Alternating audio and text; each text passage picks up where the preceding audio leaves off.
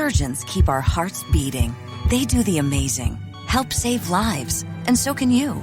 Your CSL plasma donation can help create 24 critical life-saving medicines that can give Grandpa the chance for his heart to swell when he meets his new grandson, or give a bride the chance for her heart to skip a beat on her wedding day. Every plasma donation helps more than you know. Do the amazing. Help save lives. Donate today at your local CSL Plasma Center and be rewarded for your time.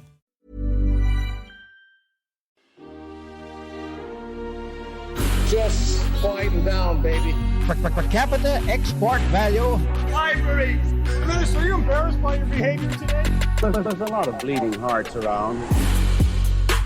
Do you have the fortitude or the gonads to stand up and come across here and say that to me, you son of a bitch?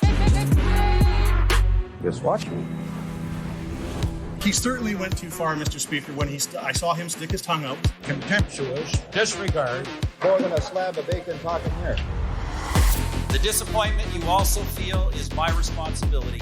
I lost my temper. What is the nature of your thoughts? The word was F-A-R-T.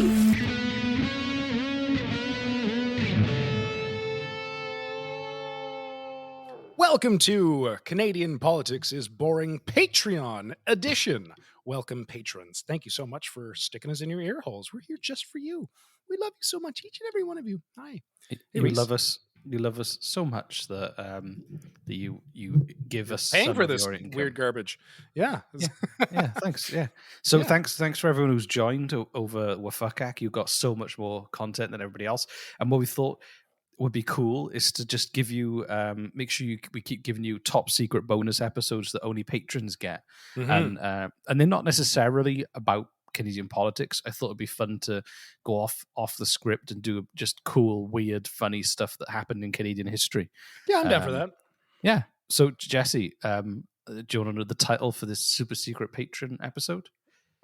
I love that you come up with crazy titles now. Well, Yeah. I suppose you always did, but it's yeah. Okay, yes, I want to tell me the thing. Do it. Who Go. ate Jumbo? Who ate Jumbo? Who is Jumbo? Do you know who Jumbo is? I do not know who Jumbo is. Jumbo was a very famous circus elephant, known as Jumbo the elephant or Jumbo God. the circus elephant. So Oh, he was God. born. He was born December the 25th, 1860, and he died September the 15th, 1885.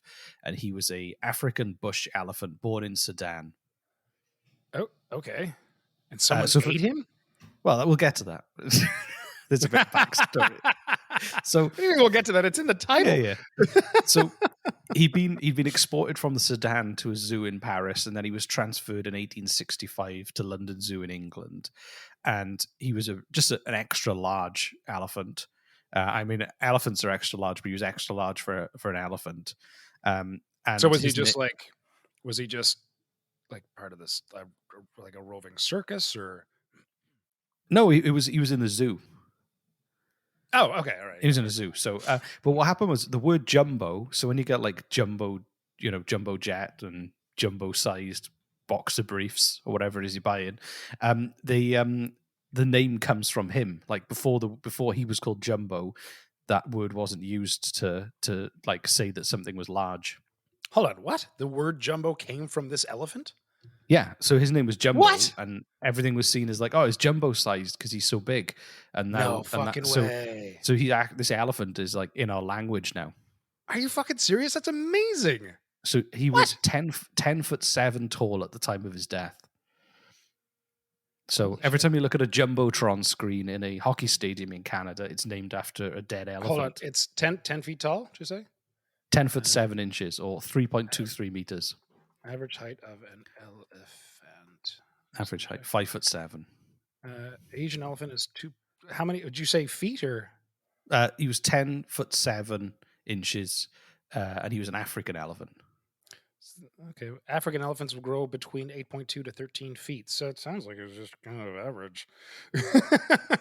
Maybe, I guess.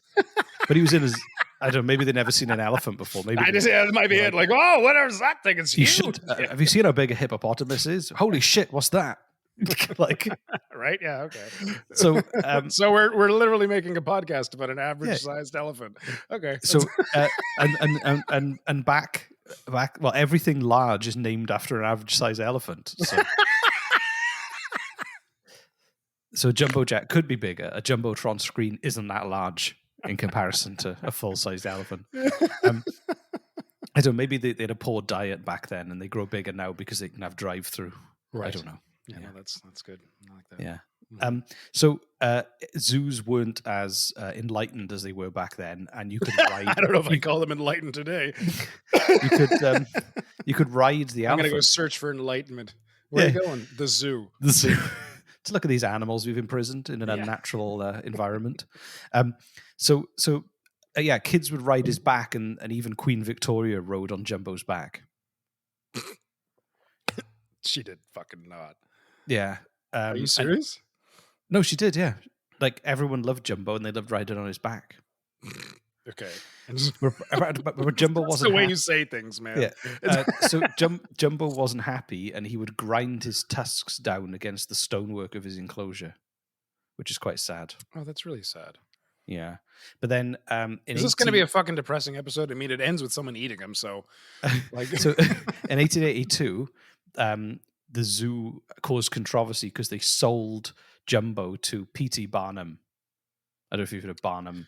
I have heard of P.T. Barnum, yeah. For £2,000 or $10,000 at the time. It was a lot of money back then. It's a lot of money today. And it's because Jumbo was getting more aggressive as he got older, and because people kept riding him, I imagine. And he was seen as a potential cause to a public disaster. And everyone was so upset. 100,000 school children wrote to Queen Victoria begging her to block the sale. Aw, Jesus. Yeah. That's a fucking petition. Holy shit. But he was getting a bad temper, so... Yeah, understandably. Yeah, exactly.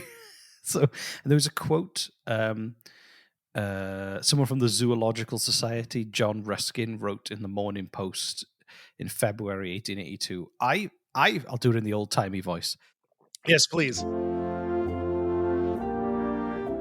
I, for one, of the said fellows, am not in the habit of selling my old pets or parting with my old servants because I find them subject occasionally, perhaps even periodically, to fits of temper, and I only regret the proceedings of the council, but disclaim them utterly as disgraceful to the City of London and dishonourable to common humanity.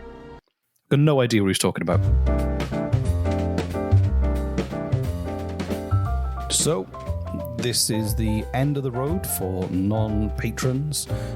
You only get a few minutes tease of these episodes. We will be back in a few days with another free episode. However, the entirety of this episode is just for our patrons. If you would like to sign up, you can go to patreon.com/Canadian Politics is Boring. There are more free episodes on the way.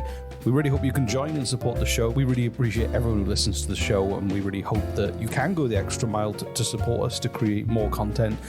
All the shows will continue to be free as you've been listening. It's kind of just like a club where we'll do extra stuff, and you can make suggestions and maybe even take part in some of the episodes and interact with us. And also enjoy the full Wafukak Advent calendar. If that's not for you, we totally understand, and we will see you very soon.